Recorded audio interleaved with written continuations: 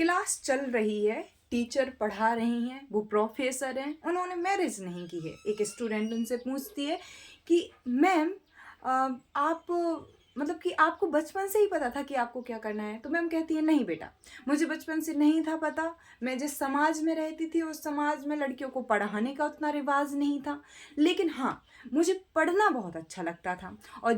और जब टीचर कहती है मुझे पढ़ना बहुत अच्छा लगता था, तो क्लास की जो गर्ल्स हैं, गर्ल्स कॉलेज है वो एक तरीके का, वो मैम को देख के बहुत लड़कियां इंस्पायर्ड होती हैं, क्योंकि वो अपना वाहन खुद चला के आती हैं। और ऐसी बहुत सारी लड़कियां हैं जिन्होंने पहली बार इतने बड़े शहर में आके और देखा है कि लड़कियां भी खुद से ड्राइव कर सकती हैं, क्योंकि वो जिस माहौल से आई हैं वहाँ लड़कियों को गाड़ी वाहन चलाना तो बहुत दूर की बात है, उन्हें बोलने तक की आज़ादी नहीं रहती उतनी ज़्यादा। तो ऐसे में जब वो देखती हैं कि मेरी जो प्रोफेसर आई हैं उनके जो बाल हैं वो छोटे छोटे से कटिंग हैं, वो अपनी ज़िंदगी में सब कुछ खुद ही कर रही हैं, वो अपने वाहन चला रही हैं, तो इस तरीके की जब मैम को वो देखती हैं तो वो बहुत खुश होती हैं कि मैं भी मैम जैसा बनना चाहती हूँ, कुछ तो करना चाहती हूँ।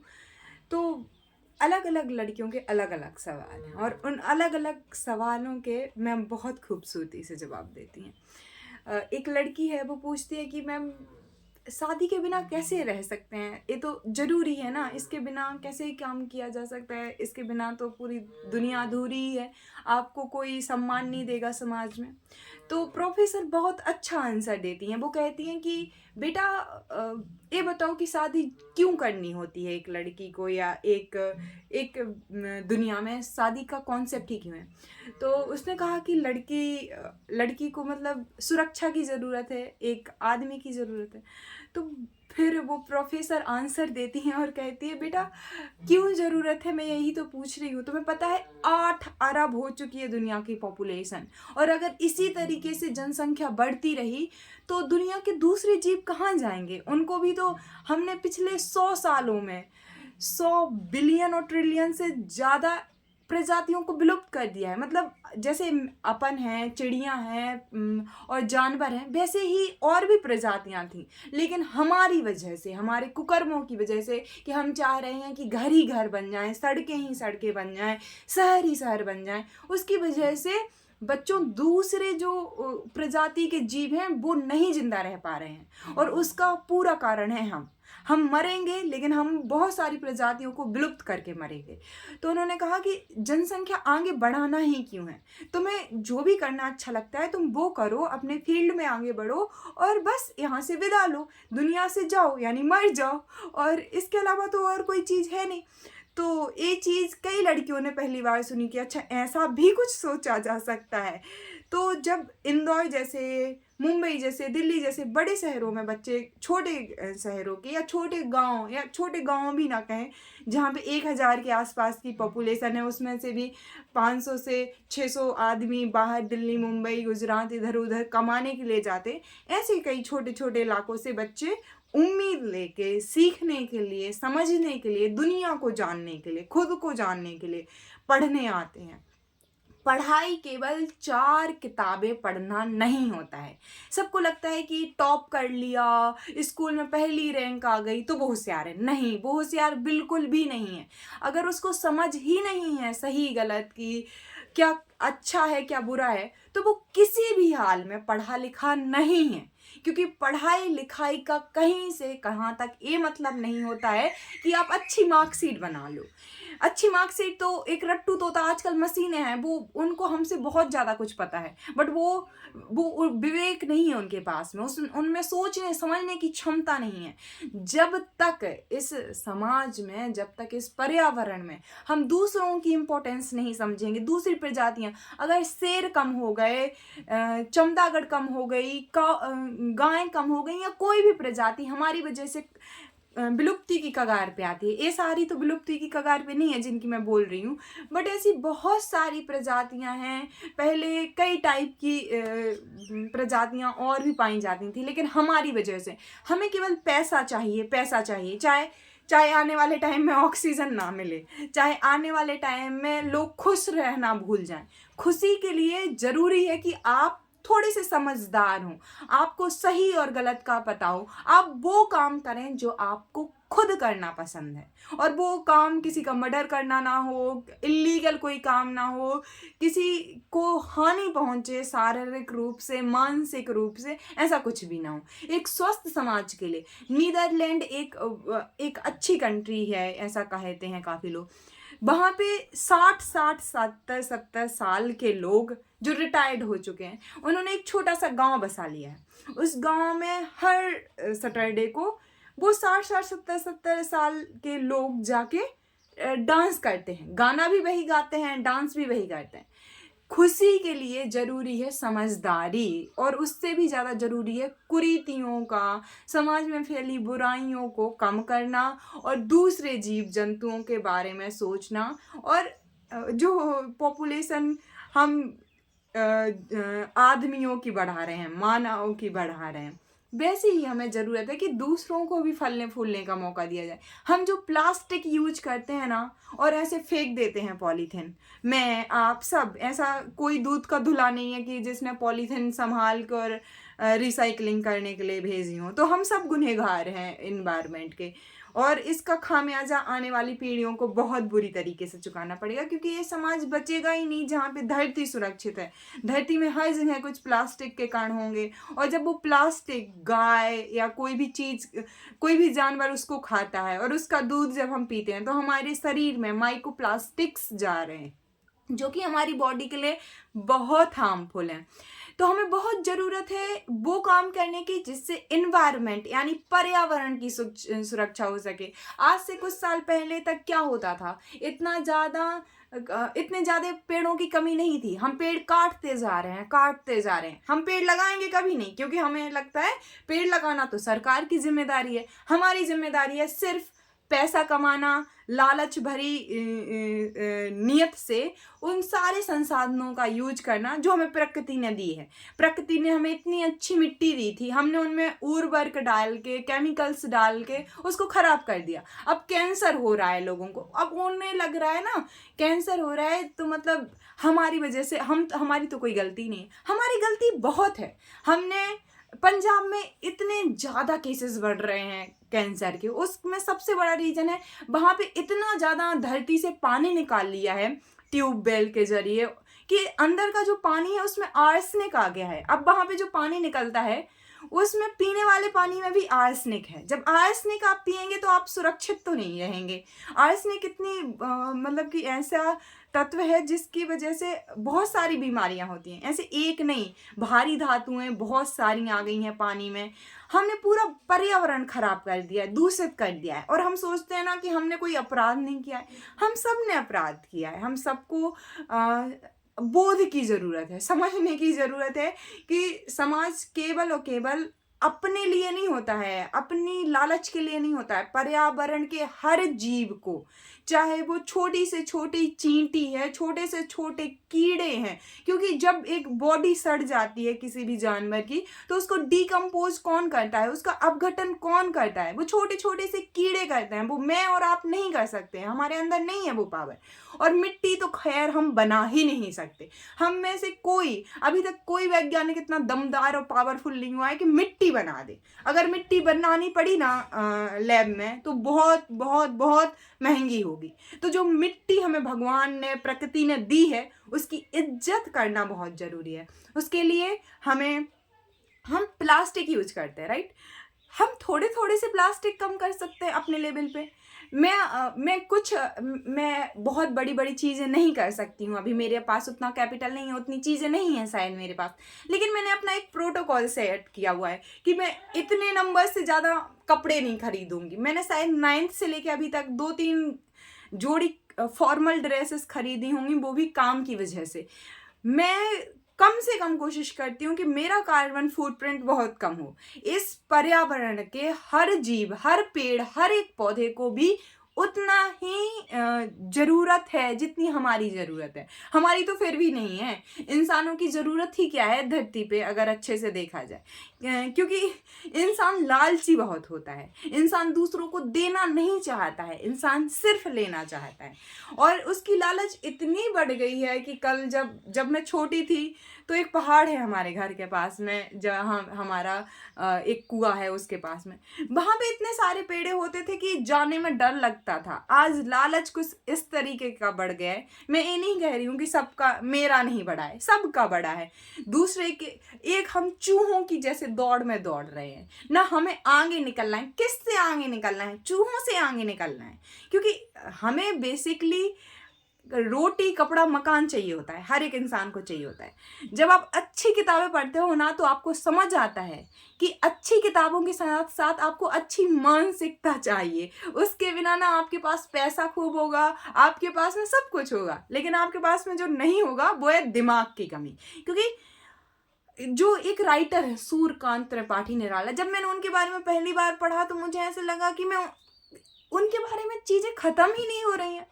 ऐसे इंसान जिनकी जिनकी उनके ही सामने उनकी पत्नी की मौत हो जाती है, उनकी एक बेटी है, उनकी उनके सामने ही डेथ हो जाती है। जब मैं यूपीएससी का सिलेबस पढ़ रही थी और उसमें सूर्यकांत त्रिपाठी निराला मेरा हिंदी लिटरेचर ऑप्शनल था, तो मुझे बहुत, मतलब सूर्यकांत त्रिपाठी निराला के बारे में पढ़ने के बाद में मेरी ज़िंदगी में बहुत बदलाव आया। मैंने बहुत सारी चीज़ें सीखी। मनु भंडारी, उन्होंने महाभोज लिखा है और एक राजनैतिक उपन्यास है। ये उपन्यास पढ़ने के बाद मैं वो बच्ची ही नहीं जो मैं पहले नेहा होती थी। और मतलब ऐसी बहुत सारी किताबें हैं जिनकी वजह से मेरी ज़िंदगी पूरी तरह से बदल गई। गांधी जी की किताबें हुई, अंबेडकर जी की किताबें हुई, और मतलब कि स्वामी विवेकानंद की किताब ने तो मेरी ज़िंदगी को पूरी तरह से बदल दिया।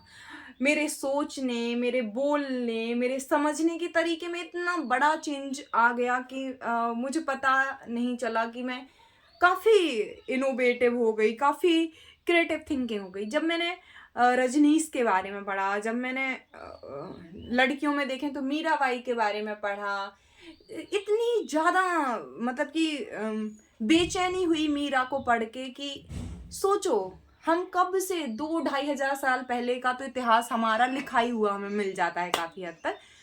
वहाँ से लेके अभी तक में केवल हमें एक मीराबाई मिलती है, वो भी भक्ति काल में। उससे पहले महिलाओं के बारे में उतना जिक्र ही नहीं है।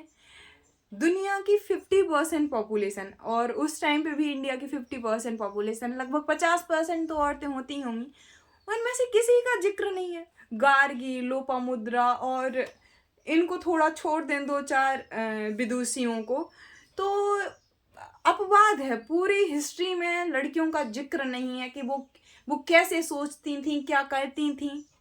तो एक समाज में डिक्लाइन आता है। जैसे यूरोप हो गया, अमेरिका हो गया, वो अगर इतने विकसित हुए हैं तो उसका कारण है कि महिलाओं को भी बहुत आगे छूट मिल रही है कि ना तुम भी जाके बिजनेस सेटअप करो, तुम भी सीईओ बनो। और एक इंडिया है जहाँ पे अभी भी माना जाता है कि औरतें केवल खाना बनाने के लिए हुई हैं, उनका काम है खाना बनाना। अगर वो ऑफिसर भी बनती हैं, जॉब भी करती हैं, तो उन्हें जॉब भी करनी चाहिए और खाना भी बनाना चाहिए, ऐसा नहीं है, लेकिन उतनी ही जिम्मेदारी इक्वल की है, दोनों की है। और सबसे ज़्यादा ज़रूरत है कि अच्छी किताबों का चयन करना। हमारे यहाँ क्या सीरियल इतने गंदे आ रहे हैं जिसमें केवल बहू और सास की लड़ाइयाँ चल रही हैं। हम क्या सिखा रहे हैं अपने आने वाली जनरेशन्स को कि तुम्हें ऐसे लड़ना है? हम क्यों नहीं सिखाते कि देखो अभी इस लड़की ने अवार्ड जीता है, इसने रनिंग की है। हम क्यों नहीं सिखा पा रहे हैं? क्योंकि जो सीखने और सिखाने वाले हैं उन्होंने खुद किताबें नहीं पढ़ी हैं, उन्हें शिक्षा ही नहीं मिली है एक्चुअल में। तो उन्हें शिक्षा मिली है, मतलब कि उन्हें शिक्षा मिली ही ठीक से नहीं है। और जैसा मुझे मिलेगा, मैं वही अपने भाई बहन को सिखाऊंगी, मेरे भाई बहन और छोटों को सिखाएंगे। जैसे अगर मैं एक टीचर हूँ और मैं स्टूडेंट्स को पढ़ने के साथ साथ मैं सोचना सिखाती हूँ कि बेटा ये भी आप सीखो। भले उससे पैसे नहीं मिलेंगे, लेकिन उससे आपको ज्ञान मिलेगा। ज्ञान की तो वैल्यू ही बहुत कम कर दी है आज के समाज ने, क्योंकि हमें ऐसे लगता है ना कि ज्ञान मतलब क्या ही चीज़ है, ज्ञान से क्या हो जाता है। तो इस चैनल का जो हमने नाम रखा है अनोखी नेहा, मैं नेहा तो थी बचपन से, तो मुझे नाम दिया था, बट अनोखी मैं इसलिए क्योंकि मैंने किताबें पढ़ी। किताबें पढ़ना बहुत ज़रूरी है, चाहे वो आपके सिलेबस की हों या ना हो। आप फेल हों या पास हों, फेल पास से कुछ डिसाइड नहीं होता है। आप फेल होते हो तो आप असफल होने पे आपको सीख मिलती है कि देखो, सफलता सफलता एक बहुत खूबसूरत चीज़ है। मैंने भी 10th 12th टॉप किया है, बहुत टीचर्स ने बहुत वाहवाही दी है, लेकिन उसके साथ साथ में मैंने ये भी सीखा है कि मैं फेल हुई हूँ तब मैंने बहुत कुछ सीखा है। मैंने सीखा है कि जब मैं मेरे बुरे टाइम में होंगी तो कैसे स्ट्रांग बनूंगी, मैं कैसे क्या क्या कर सकती हूँ। दुनिया में सीखने की कमी नहीं है। आप इंग्लिश बोलना सीखिए, आप आप स्किल्स सीखिए, आप इतनी सारी चीज़ें हैं। आज तो फ्री सब कुछ मिल रहा है यूट्यूब पे, फ्री में सीखो सब कुछ, लेकिन फिर भी हमें नहीं सीखना है। तो जो वो प्रोफेसर थी, ये सब उन्हीं की बातें हैं। फिर उसके बाद में कुछ मैंने अपना लिंक करा है, लेकिन मुझे प्रोफेसर्स भी बहुत अच्छी मिली हैं। जब मैं इंदौर गई स्टडीज़ के दौरान, तो ऐसे ऐसे क्योंकि लड़कियों का तो मैंने देखा कि लड़कियां ही मतलब इतने बड़े लेवल पे इतना हमने अच्छा मतलब वो एक परफॉर्मेंस करने के लिए एक कार्यक्रम था, तो लड़कियां ही उसको हैंडल कर रही हैं। और हमारा हमारा कॉलेज काफ़ी बड़ा था, तो अलग अलग डिपार्टमेंट्स होना, तो मैंने बहुत कुछ सीखा वहाँ से। तो पढ़ाई बहुत ज़रूरी है। पढ़ाई के लिए बच्चों का किताबें पढ़ना बहुत ज़रूरी है, अच्छी किताबों का चयन करना बहुत ज़रूरी है। और हाँ, अपने मन की आवाज़ सुनना, जिससे किसी को किताब, मेरा बिल्कुल क्लियर है कि मुझे बोलना पसंद है, लिखना पसंद है, सोचना पसंद है। वैसे ही किसी को डांस करना पसंद हो सकता है, किसी और लड़की को खाना बनाना पसंद हो सकता है। तो आप देखिए कि आपकी प्रकृति, जो आपकी मूल प्रकृति है, उसमें आप कैसी हैं, आपको क्या करना अच्छा लगता है। आपको जो करना अच्छा लगता है उसमें आप उसको सीखिए। टीचर्स सिखाने के लिए होते हैं, किताबें सिखाने के लिए होती हैं। और प्रोडक्ट तो बिल्कुल मत बनिए। ये समाज आपको क्या बनाता है, एक प्रोडक्ट बनाता है। मतलब कि पूरी ऐसा बना के सिस्टम रख दिया है कि ना अपने ऊपर तो किसी का ध्यान ही नहीं है कि ना हमें मेंटली तौर पे, दिमाग के तौर पे चीज़ें सीखनी चाहिए। नहीं, इनका तो कोई वैल्यू ही नहीं है समाज में। समाज में वैल्यू है लड़की के सुंदर होने का, जो कि आपको बिल्कुल नहीं होना चाहिए मेरे अकॉर्डिंग, क्योंकि आपको प्रोडक्ट बनने में और ज़्यादा हेल्प करती हैं चीज़ें। आप इंसान बनिए सबसे अच्छे से, कि मुझे किताबें पढ़नी है, मुझे अपने शरीर पे काम करना है, मुझे अपने आप को एक्सरसाइज करानी है, योगा कराना है, और एक पावरफुल इंसान बनना है, अपने पैरों पे खड़ा होना है। आप अपने पैरों पे खड़ी होंगी तो आपके मम्मी पापा को आप पे गर्व होगा, आपको आपको ऐसा लगेगा कि आपके पेरेंट्स आपको बहुत सपोर्ट कर रहे हैं। एंड ये मैंने पर्सनली भी फील किया है। आपके पेरेंट्स चिंता क्यों रहती है बच्चों की, मम्मी पापा को, क्योंकि उन्हें लगता है कि शायद हमारा बच्चा ये नहीं कर पाए, वो नहीं कर पाए। लेकिन जब आप दिखाते हो अपने मम्मी पापा को, कुछ करके दिखाते हो किसी भी लेवल पे, तो आपके मम्मी पापा आपके साथ खड़े ही रहेंगे। मम्मी पापा वो धागा हैं, और आप पतंग हैं। आप पतंग की तरह तभी उड़ सकते हो जब आपके मम्मी पापा में ना थोड़ा सा आपको लेके सेंसिटिविटी है। मेरी माँ ने मुझे पढ़ाने के लिए बहुत मेहनत की है, मतलब इतनी मेहनत। एक 25 साल की लड़की बिना खाना बनाए रखना समाज में बिल्कुल ऐसा नहीं है कि तुम बेटा पढ़ाई करो, तुम्हें घर का कोई काम नहीं करना है। ऐसा तो किसी समाज सिखाता ही नहीं है। हम सिखाते हैं ना, तुम्हें काम पहले आना चाहिए बेटा, तुम अपने पैरों पे। हम दहेज देते हैं 10-10 लाख, 20-20 लाख, 50 लाख, करोड़, 5 करोड़, जिसकी जितनी हैसियत होती है उतना ही पैसा उस लड़की को कुछ सिखाने में लगाया होता तो वो आज अपने पैरों पे खड़ी होती। और जब वो अपने पैरों पे खड़ी होती तो वो बहुत सारी, उसको किसी की ज़रूरत नहीं पड़ती किसी भी तरीके से। अच्छी किताबें सबसे बड़ा साथी होती हैं। अच्छी किताबें आपको सिखाती हैं क्या सही है क्या गलत है। अच्छी किताबें आपकी ज़िंदगी बदल देती हैं, आपके सोचने के तरीका। ज्ञान की बहुत ज़रूरत है। ज्ञान के बिना आपका धन महत्वहीन है, आपका मन महत्वहीन है, आपका तन महत्वहीन है, सब कुछ महत्वहीन है। इसलिए अच्छी किताबों का चयन कीजिए। विवेकानंद को पढ़िए। दुनिया की इतनी 14 साल की एक लड़की थी, एना फ्रैंक, उसकी डायरी पढ़ते हुए 11th में थी शायद वो डायरी। जब मैंने उसकी डायरी पढ़ी, वैसे मैं बचपन से ही काफ़ी कुछ लिखते रहती थी, उसके बाद मुझे डायरी लिखने का और इतना शौक हो गया, बहुत ज़्यादा।